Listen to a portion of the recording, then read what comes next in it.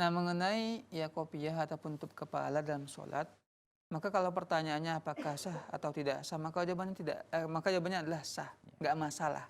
Kenapa? Karena kopiah ini ya bukanlah di antara syarat sah sholat.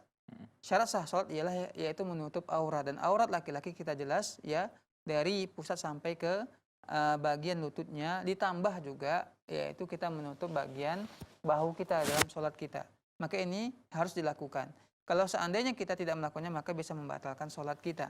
Bagi wanita jelas yaitu yang tidak boleh nampak seluruh tubuhnya, seluruhnya merupakan aurat dalam sholatnya, kecuali ya wajah dan telapak tangannya. Itu pun juga diperintah untuk selalu ya menutupnya. Tapi ketika dalam sholat juga dibolehkan, kayak umpamanya seorang wanita tidak membawa telekungnya, yang ada jilbab besarnya yang menutup ya bagian dadanya, kemudian bagian bawahnya, maka dia menggunakan kaos kaki, kemudian dia sholat dengan menggunakan itu semuanya.